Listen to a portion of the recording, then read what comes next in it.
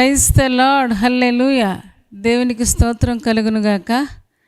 నేటి దేవుని మాట అనే శీర్షిక కోసం వేచి ఉన్న మీ అందరికీ కూడా యేసయ్య శక్తి కలిగిన నామములో వందనాలు తెలియజేస్తూ ఉన్నామండి. బాగున్నారా?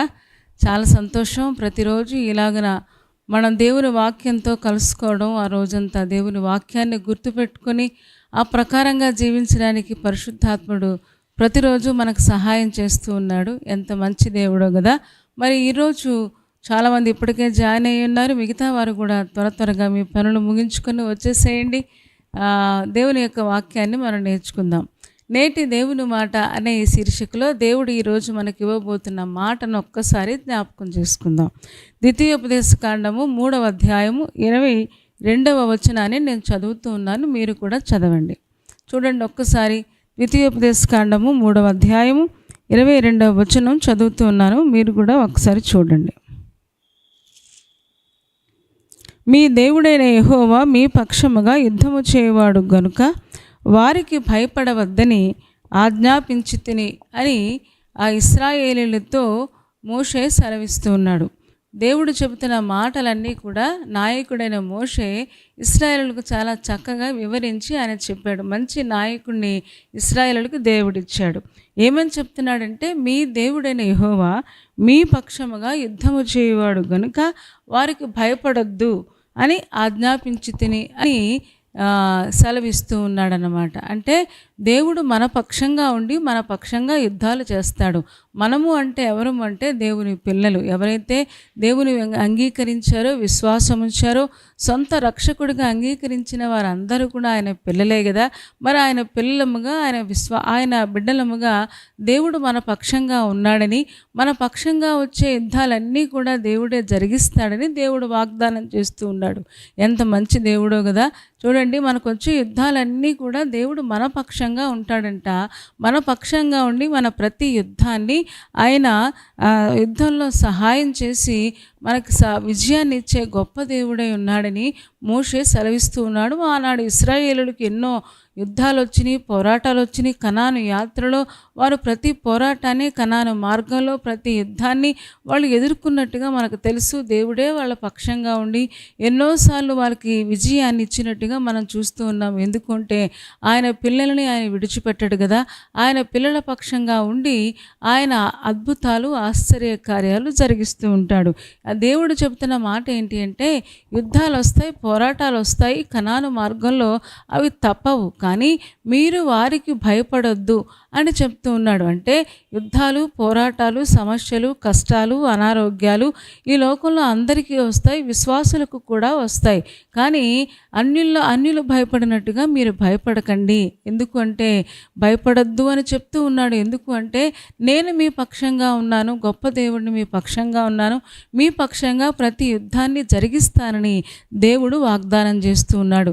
ఈ రోజున ఎలాంటి యుద్ధాలు ఎదుర్కోబోతున్నారు, ఎలాంటి యుద్ధాల మధ్యలో నలిగిపోతున్నారు, ఎలాంటి సమస్యల మధ్యలో, కష్టాల మధ్యలో నలిగిపోతూ దేవా నన్ను చూడవా అని ఎంతమంది మొరపెడుతూ ఉన్నారు. దేవుడు వారందరికీ ఒక మాట ఆయన వాగ్దానం చేస్తూ ఉన్నాడు. నేను మీ పక్షంగా యుద్ధాలు జరిగిస్తాను, మీరు భయపడడం మానేసేయండి. భయం వద్దు, బెంగొద్దు, ఆందోళన వద్దు, టెన్షన్ వద్దు. ఆ ప్రతి కార్యాన్ని నేను జరిగిస్తానని దేవుడు వాగ్దానం చేస్తూ ఉన్నాడు. మరి ఇంతకీ యుద్ధాలు ఎందుకు వస్తాయి, పోరాటాలు ఎందుకు వస్తాయి అని ఒకసారి మనం ఆలోచిస్తే, యాకోబు గ్రంథము, యాకోబు రాసిన పత్రిక 4వ అధ్యాయంలో మనం చూస్తాం. ఒకసారి తీస్తారా? యాకోబు రాసిన పత్రిక 4వ అధ్యాయం 1-2 వచనాలు నేను చదువుతూ ఉన్నాను, మీరు కూడా ఒక్కసారి చూడండి. మీలో యుద్ధములను, పోరాటములను దేని నుండి కలుగుచున్నవి? మీ అవయవములలో పోరాడు మీ భోగేచ్ఛల నుండియే కదా. మీరు ఆశించుచున్నారు కానీ మీకు దొరుకుటలేదు. నరహత్య చేయుదురు, మత్సర పడుదురు కానీ సంపాదించుకొనలేరు. పోట్లాడుదురు, యుద్ధము చేయుదురు కానీ దేవుని అడగనందున మీకేమీ దొరకదు అని యాకోబు యూదా వారికి పత్రిక రాస్తూ, యూదా జనాంగానికి పత్రిక రాస్తూ అని చెప్తున్నాడు. అసలు మీకు ఎందుకు యుద్ధాలు వస్తున్నాయి, అసలు ఎందుకు పోరాటాలు వస్తున్నాయి, ఎందుకు సమస్యలు వస్తున్నాయి అని ఆలోచిస్తే ఆయన చాలా చక్కగా చెప్తూ ఉన్నాడు. మీ అవయవములలో పోరాడు మీ భోగేచ్ఛల నుండియే కదా అంటున్నాడు. అంటే భోగేచ్ఛ అంటే శరీర సంబంధమైన కోరికలు అన్నమాట. ఇచ్చలు అంటే కోరికలు కదా. అంటే దేవుడిచ్చిన దాని కాకుండా ఇంకా ఏదో ఆశించాలి, ఇంకా ఏదో ఏదో గొప్పవాళ్ళం అయిపోవాలని చాలాసార్లు శరీరం మనని ఉప్పొంగ చేస్తూ ఉంటే, ఉద్రేకపరుస్తూ ఉంటే తెలియకుండానే సమస్యలలోనికి, యుద్ధాల్లోనికి మనం వెళ్ళిపోతూ ఉన్నాం. ఈ రోజున దేవుడు అదే చెప్తూ ఉన్నాడు.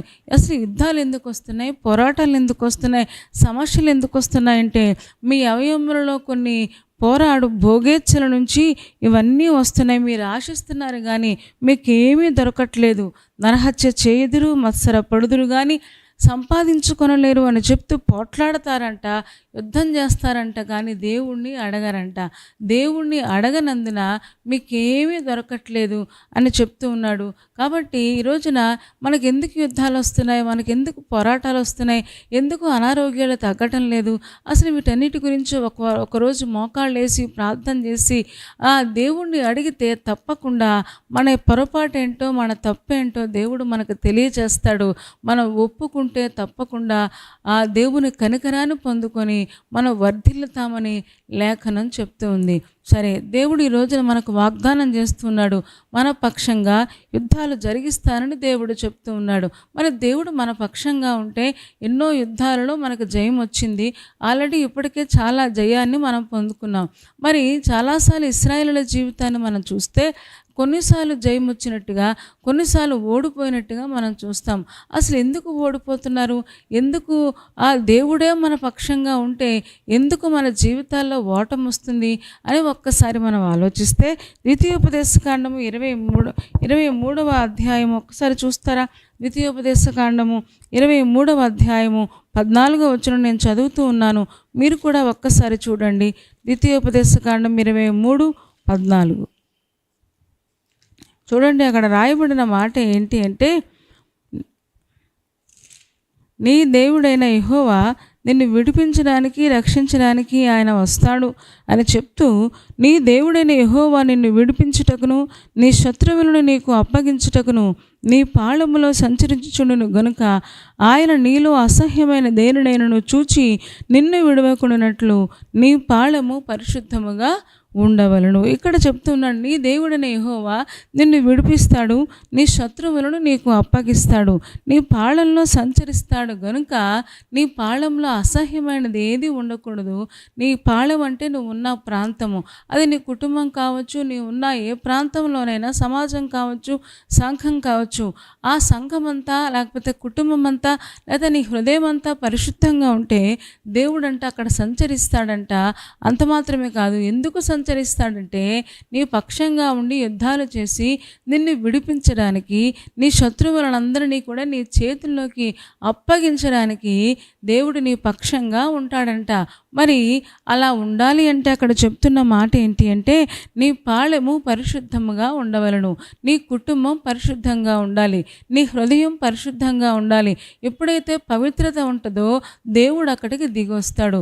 ఎక్కడ పరిశుద్ధత ఉంటుందో దేవుడు అక్కడ ఉండి యుద్ధాలు మన పక్షంగా యుద్ధాలు వస్తాయి, పోరాటాలు వస్తాయి, సమస్యలు వస్తాయి, అందరికీ వచ్చినట్టే మనకి వస్తాయి. కానీ దేవుడు మనకి యుద్ధాలలో మన పక్షంగా ఉండి జయాన్ని ఇస్తానని దేవుడు వాగ్దానం చేస్తున్నాడు. నీ శత్రువులందరినీ కూడా నీకు విడిపిస్తానంటున్నాడు, నీ చేతికి అప్పగిస్తానంటున్నాడు. ఎంత అద్భుతమో కదా. కాబట్టి ధైర్యం తెచ్చుకుందాం. ఈరోజున రకరకాల సమస్యలు మనకున్నాయి, రకరకాల పోరాటాలు మనకున్నాయి. కొన్నిసార్లు మన శరీరమే మనకు శత్రువు అయిపోతూ ఉంటుంది. కోపాన్ని అణిచిపెట్టుకుందాం అనుకుంటాం, కోపాన్ని అణిచిపెట్టుకోలేం. అసూయ, శరీర సంబంధమైన కోరికలు, పోట్లాడడం, జగడమాడడం, ఈరోజున కలహము, శరీర సంబంధమైన కార్యాలు మనకు తెలుసు. చాలాసార్లు ఇవన్నీ కూడా మన అవయవాల లోపల ఉండి మన లోపల నుంచి యుద్ధాలు వచ్చేటట్టుగా చాలాసార్లు ప్రయత్నం చేస్తూ ఉన్నట్టుగా మనం చూస్తూ ఉన్నాం.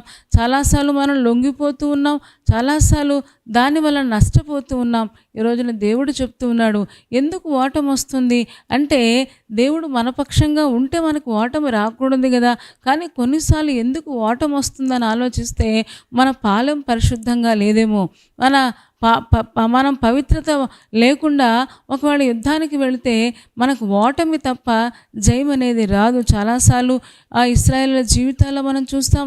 వాళ్ళు ఎరుకోని జయించారు, ఎరుకో కోట గోడలను పడగొట్టారు. యెహోషువ దినాలలో, మోషే దినాలలో కూడా చాలా అద్భుతాలు, ఆశ్చర్యకార్యాలు చూశారు. ఐగుప్తు దేశంలో ఎన్నో తెగుళ్ళు వస్తే ఆ తెగుళ్ళ నుంచి కూడా వీరు కాపాడబడ్డారు.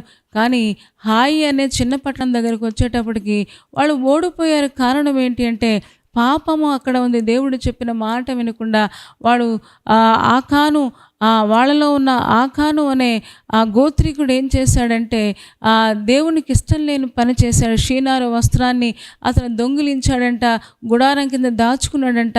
ఆ విషయాన్ని దేవుడు చూసిన వాడే హాయి అనే చిన్న పట్టణాన్ని వాళ్ళు జయించలేకపోయినట్టుగా మనం చూస్తూ ఉన్నాం. ఈరోజున విశ్వాసులారా, దేవుడు మనపక్షంగా ఉండి యుద్ధాలు జరిగిస్తాడు. కానీ మన జీవితం పరిశుద్ధంగా ఉండాలని దేవుడు మనకు సెలవిస్తూ ఉన్నాడు. సమూయేలు రాసిన మొదటి గ్రంథం 4వ అధ్యాయం 3వ వచనాన్ని నేను చదువుతూ ఉన్నాను. సమూయేలు రాసిన మొదటి గ్రంథము 4వ అధ్యాయంలో చాలా చక్కగా అక్కడ చెప్తూ ఉంటారు. వాళ్ళ మందసాన్ని పట్టుకెళ్ళారంట, కానీ వాళ్ళకి ఓటమే వచ్చిందంట. 4వ అధ్యాయము 3వ వచనం చదువుతున్నాను. కాబట్టి జనులు పాళెములోనికి తిరిగి రాగా ఇశ్రాయేలుల పెద్దలు, యెహోవా నేడు మనలను ఈ ఫిలిష్తీయుల ముందర ఎందుకు ఓడించాడు? షిలోహులో ఉన్న యెహోవా నిబంధన మందసమును మనము తీసుకొని మన మధ్య ఉంచుకుందాము రండి. అది మన మధ్య ఉండిన యెడల అది మన శత్రువులను చేతిలో నుండి మనల్ని రక్షించును అని చెప్పుకుంటూ ఉన్నారు. ఏలీ దినాలలో ఏమండి, ఏలీ ప్రవక్త, ఏలీ యాజకుడిగా ఉన్న దినాలలో యుద్ధం వచ్చిందంట. ఫిలిష్తీయులకి అలాగే ఇశ్రాయేలులకి యుద్ధం వస్తే ఆ యుద్ధంలో వీళ్ళకి ఇశ్రాయేలులు ఓడిపోతూ ఉన్నారంట. ఓడిపోతూ ఉంటే అప్పుడు చాలామంది పెద్దలు ఏమన్నారంటే, మన దేవుని మందసం మన దగ్గర ఉంటే మనకు జయం వస్తుంది, మన దేవుని మందసం మన దగ్గర లేదు కదా. కాబట్టి పెద్దలైన వారు ఏం చెప్పారంటే, వెళ్ళి యుద్ధం లోపలికి మందసం తీసుకొద్దాం. ఆ మందసం అంటే అందులో 10 ఆజ్ఞలు కలిగిన పలకలు ఉంటాయి కదా, దేవుని ఆజ్ఞలు ఉంటాయి. కెరూబుల మధ్య నివసించే ఆ దేవుడే మన దగ్గరకు వస్తాడు. వాక్యమే దేవుడు కదా. కాబట్టి మనం తీసుకొద్దాం, యుద్ధ రంగంలోకి తీసుకొస్తే మనకి విజయం వస్తుంది అని చెప్పుకొని వాళ్ళు మందసాన్ని పట్టుకొని యుద్ధంలోకి వచ్చారంట. చూద్దామా ఒక్కసారి 5వ వచనం కూడా నేను చదువుతున్నాను. యెహోవా నిబంధన మందసము దండులోనికి రాగా ఇశ్రాయేలులందరూ భూమి ప్రతిధ్వనినిచ్చినంత గొప్ప కేకలు వేసిరి. చూసారా ఏమండి, ఎప్పుడైతే మందసం వచ్చేసిందో, ఆ మందసాన్ని ఎప్పుడైతే వచ్చిందో ఆ మందసంలో ఉన్న దేవుని ఆజ్ఞలు కలిగిన పలకలు, దేవుడు మాతో ఉన్నాడు, దేవుడు మా దగ్గరకు వచ్చేసాడని వీళ్ళు చాలా భూమి ప్రతిధ్వని ఇచ్చేటంతగా పెద్ద పెద్ద శబ్దాలతో గొప్ప గొప్ప కేకలేశారు. మా దేవుడు గొప్పోడు, మా దేవుడు బలవంతుడు, మా దేవుడు చేయగలడు, మా దేవుడు సమర్థుడు, మా దేవుడు మా శత్రువుల నుంచి విజయాన్ని ఇస్తాడని రకరకాలుగా దేవుణ్ణి స్తుతించారు, కేకలేశారు. కానీ చూడండి 6వ వచనం చదువుతూ ఉన్నాను. ఫిలిష్తీయులు ఆ కేకలు విని హెబ్రీల దండులో ఈ గొప్ప కేకల ధ్వని ఏమని అడిగి యెహోవా నిబంధన మందసము దండులోనికి వచ్చనని తెలుసుకొని 7వ వచనం కూడా చదువుతున్నాను. జడిసి దేవుడు దండులోనికి వచ్చనని అనుకొని, అయ్యో మనకు శ్రమ, ఇంతకు మునుపు వారు ఇలాగున సంభ్రమింపలేదే అని ఫిలిష్తీయులు జడిసిపోయారంట. వీళ్ళ కేకలు చూసి, ఆహా వీళ్ళ దేవుడు ఎంత గొప్పడా, వీళ్ళ దేవుడు ఎంత ఆశ్చర్యకార్యాలు చేశాడు కదా, ఐగుప్తులో మనం విన్నాం కదా, ఎందుకంటే 10 తెగుళ్ళ నుంచి ఆయన పిల్లల్ని విడిపించాడు కదా, అమ్మో ఈ దేవుడితో ఎవరు సరిపోలేదు, ఎందుకంటే ఆయన మహాశూరుడు అని శత్రువులైన ఫిలిష్తీయులు చాలా జడిసిపోయారంట, బెంగపడిపోయారంట. ఎవరు మమ్మల్ని విడిపిస్తారా అని చాలాసార్లు కంగారు పడిపోయారంట. కానీ ఆ రోజున జరిగింది ఏంటి అంటే 10వ వచనం చదువుతూ ఉన్నాను, మీరు ఒకసారి చూడండి. అదే అధ్యాయం 10వ వచనం. ఫిలిష్తీయులు యుద్ధము చేయగా ఇశ్రాయేలులు ఓడిపోయి అందరూ తమ డేరాలకు పరుగెత్తి వచ్చిరి. అప్పుడు అత్యధికమైన వధ జరిగెను. ఇశ్రాయేలీయులలో 30,000 కాల్బలము కూలేరు. చూసారా ఏమండి, మందసం పట్టుకెళ్ళిపోయారు. యుద్ధ రంగంలో మందసం ఉంది. మందసం అంటే దేవుడే కదా, దేవుడే ఉన్నాడు. కానీ ఇశ్రాయేలును ఓడిపోయారు. కారణం ఏంటి అంటే వారు పాళెము పరిశుద్ధంగా లేదు, వారి జీవితాలు పవిత్రంగా లేదు. హోప్నే, ఏలీ కుమారుడైన హోప్నే, ఫీనెహాసులు మందిరానికి వచ్చిన ఆ ప్రజలందరితో కూడా వాళ్ళు వ్యభిచారం చేస్తూ ఉన్నారని మనం లేఖనం చూస్తూ ఉన్నాం. అసలు ఏలీ దినాలలో అసలు దేవుని భయం కానీ, దేవుని ఆజ్ఞలు పాటించడం కానీ ఏలీకి, యాజకుడైన ఏలీ కుమారులకే లేకపోతే ఇంకా ప్రజలు ఎలా ఉంటారో ఒకసారి ఆలోచించండి. ప్రజలు కూడా తమ ఇష్టానుసారంగా ప్రవర్తిస్తూ ఉన్నారు. అందుకనే వీళ్ళు మందసం పట్టుకెళ్ళిపోయారు. మందసం మనతో ఉంటే, దేవుడు మనతో ఉంటే మనకు జయమే అని కేకలేశారు. కానీ ఆ రోజు ఏం జరిగిందంటే వాళ్ళకి యుద్ధంలో ఫిలిష్తీయులు గెలిచారు, ఇశ్రాయేలులు ఓడిపోయారు. ఈరోజున విశ్వాసులారా, మనము గ్రహించాలి, మన దేవుడు జయం ఇస్తాడు. మన దేవుడు శత్రువుల బారి నుంచి మనల్ని విడిపిస్తాడు. కానీ మన దేవుడు మన దగ్గరే ఉండి యుద్ధాలు జరిగించాలంటే తప్పకుండా ఆయన పరిశుద్ధుడు గనుక మనం కూడా పరిశుద్ధులుగా ఉండాలని దేవుడు చెబుతూ ఉన్నాడు. మన ఆలోచనలు, మన ప్రవర్తన, మన తలంపులు దేవునికి ఇష్టం లేని ఎలాంటి కోరికలు కూడా మన దగ్గర లేకుండా పవిత్రంగా మనం ఉండగలిగితే సాతాను శక్తులను మనం ఓడించగలిగి, ఈ రోజున మనం పోరాడేది అంధకార సంబంధమైన అధికారులతో పోరాడుతూ ఉన్నాం, రకరకాల సమస్యలతో పోరాడుతూ ఉన్నాం, కోపంతో పోరాడుతూ ఉన్నాం, పాపంతో పోరాడుతూ ఉన్నాం. ఈరోజు చాలాసార్లు ఓటమి ఎందుకు వస్తుందంటే మన పాళం పరిశుద్ధంగా ఉండట్లేదు. చాలాసార్లు వీళ్ళలాగా కాకలేస్తున్నాయేమో, మా దేవుడు గొప్పోడు అని వాళ్ళు పెదాలతో చెప్పినట్లుగా మనం కూడా పెదాలతో దేవుడిని గణపరుస్తూ ఉన్నామేమో. కానీ చాలాసార్లు మన హృదయం దేవునికి దూరంగా ఉండడం వల్ల మన జీవితంలో ఓటమి చాలాసార్లు అనుభవిస్తూ ఉన్నాం. ఈ రోజున దేవుడు మనకు వాగ్దానం చేస్తూ ఉన్నాడు, మన పక్షంగా యుద్ధం చేస్తానంటున్నాడు. మీరు భయపడొద్దు అంటున్నాడు, అంతే చెప్తున్నాడు. ఆయన ఇంకేం చెప్పట్లేదు. పోరాటాలు అందరికీ ఉన్నాయి, సమస్యలు ఉన్నాయి, అనారోగ్యాలు ఉన్నాయి. కానీ ఏం జరుగుద్దో, రేపేం జరుగుద్దో, ఎల్లుండి ఏం జరుగుద్దో, వచ్చే సంవత్సరం ఎలా జరుగుద్దో, నేనున్నంతకాలం నా పిల్లలు బాగానే ఉన్నారు, రేపొద్దున నా పిల్లల సంగతి ఎవరు చూస్తారు, ఇలా రకరకాల బెంగలతో, భయాలతో ఈ రోజున సగటు విశ్వాసి భయపడుతూ బ్రతుకుతూ ఉన్నాడు. ఏమంటే దేవుని పిల్లలు భయపడతారు కానీ భయపడరు కదా. ఈ రోజున చాలాసార్లు భయపడడం వల్ల మనుషుల హృదయాలలోనికి ఆ సాతానుడు వచ్చి ఇంకా కలవరానికి గురి చేసి, ఆందోళనకు, బెంగకు గురి చేసి చాలాసార్లు మన యుద్ధం చేయలేకుండా, ఎప్పుడైతే బెంగ వస్తుందో, ఎప్పుడైతే భయం వస్తుందో మనం యుద్ధంలో ధైర్యంగా పోరాడలేం కదా. చాలాసార్లు సాతాను చేతికి మనం చిక్కుపోతూ ఉన్నాం. ఈ రోజున విశ్వాసులారా, దేవుడు మనకు సెలవిస్తున్న మాట ఏంటి అంటే, మీ పక్షంగా నేను యుద్ధం చేస్తాను, మీ పక్షంగా నేను పోరాడతాను. కాబట్టి మీ పాళాన్ని పరిశుద్ధంగా ఉంచుకోండి, మీ హృదయాన్ని పరిశుద్ధంగా ఉంచుకోండి, మీ కుటుంబాన్ని పరిశుద్ధంగా ఉంచుకోండి. పవిత్రత ఎక్కడ ఉంటుందో దేవుడు అక్కడ ఉంటాడు. పవిత్రత ఎక్కడ ఉంటుందో దేవుడు అక్కడ గొప్ప కార్యాలు, ఆశ్చర్య కార్యాలు దేవుడు చేస్తాడు. ఎన్నోసార్లు మన ఇశ్రాయేలుల జీవితాలలో దేవుడు ఎన్నో అద్భుతాలు చేశాడు. కనాను యాత్రలో పోరాటాలు వస్తాయి, కనాను యాత్రలో సమస్యలు వస్తాయి, యుద్ధాలు వస్తాయి. ఆ యుద్ధాలను జయించుకుంటూ వారు కనాను దేశాన్ని చేరాలి అని దేవుడు ఆ రోజున వారికి చెప్పినట్టుగానే ఈ రోజున పరమ కనాను యాత్రలో మన అందరం ఉన్నాం. ఆ కనాను చేరాలి అంటే ప్రతిరోజు ఏదో ఒక యుద్ధాన్ని ఎదుర్కోవాలి, ప్రతిరోజు ఏదో ఒక పోరాటాన్ని ఎదుర్కోవాలి. చూడండి, దావీదు గొలియాతు మీదకి వెళ్తే గొలియాతుని దావీదు జయించాడు. దావీదు ఒక్కటే అన్నాడు, యుద్ధం నాది కాదు, ఎందుకంటే యుద్ధము దేవుడిదే. ఈ రోజున యుద్ధాలు మనవి కాదు, మన పక్షంగా దేవుడే యుద్ధం చేస్తున్నాడు. ఆ రోజున దావీదు పక్షంగా దేవుడు అద్భుతం చేశాడు, గొలియాతును పడద్రోసినట్టుగా మనకందరికీ తెలుసు.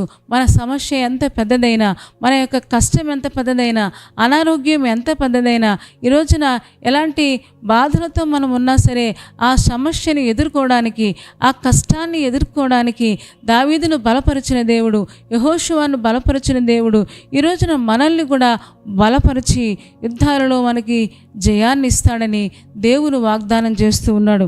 కాబట్టి ఈ రోజున మనం ఒక్కటే నేర్చుకోవాలి, ఏంటి అంటే దేవుడు మనతో ఉన్నాడు కనుక మనం భయపడదు. దేవుడు మనతో ఉండాలి అంటే మనం పవిత్రంగా ఉండాలి. ఆయన మనతో ఎందుకు ఉంటాడంటే శత్రువులను విడిపిస్తాడంట, మన చేతికి అప్పగిస్తాడంట. ఈ రోజున చాలామంది విశ్వాసుల జీవితంలో ఆ ఓటమి పాలైపోతున్నారు. అయ్యో నేను ఓడిపోతున్నానే, జయ జీవితం లేదు, నా యొక్క ఆ మనస్సులో చాలాసార్లు ఈ భోగేచ్ఛలు ఉండడం వల్ల చాలాసార్లు వాటికి లోబడిపోతున్నారు. నేత్రాస, శరీరాస, జీవపడమము లోకములో ఉన్నవి అవే కదా, వాటికి లోబడిపోతున్నాను, నేను తట్టుకోలేకపోతున్నాను, ఎదిరించలేకపోతున్నానని చాలాసార్లు భయపడుతూ ఉన్నాం, బెంగపడుతూ ఉన్నాం, చాలాసార్లు ఓటమి చూస్తూ ఉన్నాం. ఈ రోజున విశ్వాసులారా, దేవుడు మన పక్షంగా ఉంటే జయము మనదే. దేవుడు మనపక్షంగా ఉంటే ప్రతి యుద్ధంలో దేవుడు మనకి సహాయం చేస్తాడు. ఈ రోజున ఏ యుద్ధాన్ని ఎదుర్కోవాలి, చాలాసార్లు కుటుంబంలో కొన్నిసార్లు యుద్ధాలు ఎదుర్కోవాలి, బయట యుద్ధాలు ఎదుర్కోవాలి, బంధువుల మధ్యలో యుద్ధాలు ఎదుర్కోవాలి, పోరాటాలు, సమస్యలు ఎప్పుడూ ఉంటూనే ఉంటాయి. ఈ కనాను యాత్రలో, పరమ కనాను యాత్రలో మనందరం ఉన్నాము కనుక ఈ యాత్రలో వీటిని జయించుకుంటూ మనం ముందుకు వెళ్ళాలి అంటే మన పాళెము పరిశుద్ధంగా ఉండాలి. దేవుడు ఒకటే చెప్తున్నాడు, మీరు భయపడొద్దు. మీరు భయపడితే యుద్ధం చేయలేరు, మీరు బెంగపడితే యుద్ధం చేయలేరు. యుద్ధం అంటే ప్రార్థనలోనే కదా మన యుద్ధం అంతా కూడా ప్రార్థన ద్వారానే కదా మనం జయిస్తాం కదా. కాబట్టి ప్రార్థన చేయలేము, ఎందుకంటే బెంగున్నా, ఆందోళన ఉన్నా, ఒకవేళ టెన్షన్ ఉన్నా ప్రార్థన చేయాలనిపించదు, ఆ చర్చికి వెళ్ళాలనిపించదు, వాక్యం చదవాలనిపించదు. వాక్యం లేకపోతే మనం ఇంకా నీరసపడిపోతాం కదా. ఈ రోజున దేవుడు అదే చెప్తున్నాడు, దేవుడు మన పక్షంగా ఉండి యుద్ధాలు జరిగిస్తాడు. ఆ రోజున కేకలేశారు, ఈ మందసం పట్టుకెళ్ళిపోయారు, కానీ హోప్నే, ఫీనెహాసులు, ఏలీ కుమారులు వాళ్ళ పాళాలు పరిశుద్ధంగా లేకపోవడం వల్ల, వాళ్ళు పవిత్రంగా లేకపోవడం వల్ల అక్కడ ఫిలిష్తీయులు గెలిచారు, దేవుని పిల్లలు ఓడిపోయారు. ఈ రోజున మన జీవితాల్లో కూడా అలాంటి ఓటమి రాకూడదు అని మనం కోరుకుంటే దేవుడే వాగ్దానం చేస్తూ ఉన్నాడు. దేవుడు మన దగ్గరే ఉండి యుద్ధాలు జరిగిస్తాడు. కాబట్టి ప్రతి యుద్ధంలో, ప్రతి పోరాటంలో, ప్రతి సమస్యలో మనం జయ జీవితాన్ని జీవిస్తూ దేవుని సహాయం తీసుకుని పోరాడుతూ ముందుకు సాగుదామని ఈ రోజున దేవుడు మనకు చెప్తూ ఉన్నాడు. కాబట్టి అలా ఉండడానికి పరిశుద్ధాత్మ దేవుడు మనకు సహాయం చేయునుగాక. ఆమేన్. తలలు వంచండి, కళ్ళు మూసుకోండి, చిన్న మాట ప్రార్థన చేద్దాం. పరిశుద్ధుడ, ప్రేమ కలిగిన మా తండ్రి, నీ పాదాలకు వందనాలు, స్తోత్రాలు చెల్లిస్తూ ఉన్నాం. నువ్వెంత మంచి దేవుడవు నాయన. నీ ప్రజల పక్షంగా యుద్ధాలు జరిగిస్తారని వాగ్దానం చేసి మా తండ్రి, మా పితరులైన ఇశ్రాయేలుల పక్షంగా ఎన్నో యుద్ధాలలో వారికి జయాన్నిచ్చి వారిని నడిపించినందుకు వందనాలు. కానీ చాలాసార్లు జయ జీవితాన్ని వారు పొందారు, కానీ కొన్నిసార్లు నువ్వు ఉన్నా సరే వాళ్ళు ఓటమి పాలైనట్టుగా తండ్రి లేఖనం సెలవిస్తుంది. ఈ రోజున మా జీవితాల్లో కూడా ఓటమి పాలవ్వకుండా ప్రతిరోజు యుద్ధంలో నాయన తండ్రి, మా జీవన పోరాటాలలో తండ్రి నాయన యుద్ధంలో నాయన అపవాదిని గెలవడానికి, అపవాది శక్తులను అణిచివేయడానికి మాకందరికీ శక్తిని, బలాన్ని దయచేయము. పాపేచ్ఛల నుంచి, భోగేచ్ఛల నుంచి మాకు విడుదల ఇవ్వండి. మా పాళెము ఎప్పుడు పరిశుద్ధంగా ఉండడానికి మాకు సహాయం చేయండి. మా చిన్న కుటుంబం పరిశుద్ధంగా ఉండాలయ్యా నాయన. మా సంఘం పరిశుద్ధంగా ఉండాలి. మా హృదయాలు పరిశుద్ధంగా ఉంటూ ప్రతిరోజు నాయన సాతాను తంత్రాలతో పోరాడుతున్న మేము జయాన్ని పొందడానికి మాకందరికీ సహాయం చేయండి. ఎందుకు అంటే మా పక్షంగా నీవు యుద్ధాలు చేస్తున్నావు కనుక నీ మీద సంపూర్ణంగా ఆధారపడి దావీదు ఎలాగైతే యుద్ధము నాది కాదు దేవుడిదే అని చెప్పాడు నాయన, మేము కూడా నీ మీద ఆధారపడి నాయన ప్రతి విధమైన గొల్యాతును ఎదిరించడానికి మాకందరికీ కూడా శక్తిని, బలాన్ని అనుగ్రహించుము. ఎంతమంది విశ్వాసులు చూస్తూ ఉన్నారో వారందరినీ పేరు పేరున దీవించుము. ఏ యుద్ధాలలో నలిగిపోతూ ఉన్నారో, ఏ సమస్యల మధ్య నలిగిపోతూ ఉన్నారో దేవా, వారిని ఒక్కసారి జ్ఞాపకం చేసుకోండి. ప్రతి యుద్ధంలో, ప్రతి అనారోగ్యంలో, ప్రతి పోరాటంలో జయాన్ని అనుగ్రహించమని ప్రార్థిస్తూ ఉన్నాం. వారిలో ఉన్న ప్రతి భయాన్ని యేసు నామంలో తొలగించిన ఆయన, భయపడొద్దు అని మీరే చెప్పారు కదా. గొప్ప దేవుడుగా మీరు మాకున్నందుకు వందనాలు చెల్లిస్తూ చేరువచ్చిన ఒక్కొక్కరిని కూడా దీవించి పంపించము తండ్రి. ఈరోజు ఏ ప్రయాణాలు పెట్టుకున్నారో, ఏ పనుల మీద వెళుతూ ఉన్నారో ప్రతి పనిలో మీరు సహాయం చేయండి. ఏ యుద్ధాన్ని ఎదుర్కోవాలో తండ్రి, ఏ పోరాటాన్ని ఎదుర్కోవాలో కావలసిన శక్తిని, బలాన్ని ఒక్కొక్కరికి మీరు దయచేయము. దీవించి ఆశీర్వదించి పంపించుము. యేసయ్య శక్తి కలిగిన నామములో ప్రార్థించి వేడుకొనుచున్నాము తండ్రి. ఆమేన్. అందరూ ఆమెను చెప్పారు కదా.